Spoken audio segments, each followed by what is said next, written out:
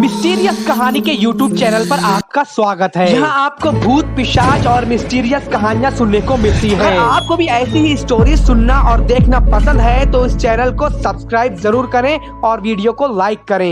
Hello दोस्तों, मेरा नाम अजय शर्मा है। ये बात उस समय की है जब मैं BBA फर्स्ट ईयर में था। उस समय मैं मेरे कॉलेज के पास ही एक हॉस्टल में रह रहा था। मुझे हॉरर कहानियाँ पढ़ना पसंद था। मैं रोज़ कोई ना कोई हॉरर स्टोरी पढ़ता ही था, तभी मुझे नींद आती थी। ऐसे ही एक रात को मैं चुड़ैल की हॉरर स्टोरी पढ़ रहा था। कहानी पढ़ते पढ़ते मुझे कब नींद आ गई और रात के करीब 2 बजे मेरी नींद खुली। मैंने अपने कमरे की खिड़की खोली और बाहर का नज़ारा देखने लगा। आज बाहर काफ़ी तेज़ हवा चल रही थी। साथ में ही मैं आपको बताना चाहता हूँ कि मेरे हॉस्टल के आसपास काफ़ी पेड़ पौधे हैं। मेरे हॉस्टल के आसपास कम ही लोग रहते थे। हॉस्टल के पीछे की तरफ घना जंगल था। मेरे रूम की खिड़की जंगल की ओर थी। मैं अपने पलंग पर लेट गया और सोने की कोशिश करने लगा, पर मुझे नींद नहीं आ रही थी। थोड़ी देर बाद मेरी आंख लग गई। मेरी नींद एक खटखट की आवाज़ से खुली। उस वक्त मैं अपनी खिड़की पर पर्दा लगाना भूल गया था। बाहर एक हाथ दिख रहा था जो लगातार मेरी खिड़की के शीशे पर नॉक कर रहा था। यह देखकर तो मेरी हालत ख़राब हो गई, क्योंकि मेरा रूम तीसरे फ्लोर पर था। मैंने देखा कि बाहर जो कोई भी था अब वो तेज़ी से खिड़की खटखटा रहा था।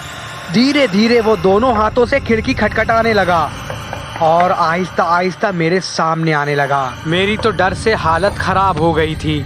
मेरे मुंह से ना तो आवाज़ निकल रही थी और ना ही मैं हिल पा रहा था। मैंने देखा कि एक झुर्रीदार चेहरे वाली औरत मेरी खिड़की के कांच से चिपकी और लगातार मुझे ही देखे जा रही थी। वो औरत मेरी खिड़की को खोलना चाहती थी, पर खिड़की अंदर से बंद थी। अब वो औरत खिड़की को ज़ोर ज़ोर से पीटने लगी और काफ़ी गुस्से से मुझे देखने लगी। मैं समझ गया कि ये आज मुझे नहीं छोड़ेगी। फिर वो औरत शांत हो गई और मुझे इशारों ही इशारों में इस खिड़की को खोलने के लिए कहने लगी। पर मेरी हालत तो ऐसी थी कि मानो मुझे काटो तो खून नहीं। एकदम वो औरत वहाँ से गायब हो गई। मेरा दिल अभी भी तेज़ी से धड़क रहा था। तभी मेरी खिड़की पर तेज़ी से नॉक हुई। वो औरत फिर से आ गई थी। मैंने अपनी हिम्मत जुटाई और तेज़ी से खिड़की के पर्दे को बंद कर दिया। मैं ज़ोर ज़ोर से चिल्लाने लगा।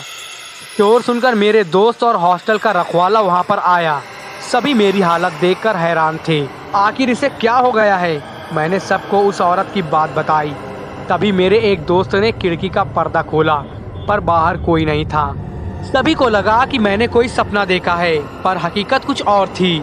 मेरा चौकीदार रात को मेरे साथ ही सोया था, क्योंकि अब अकेले मैं सो नहीं सकता था।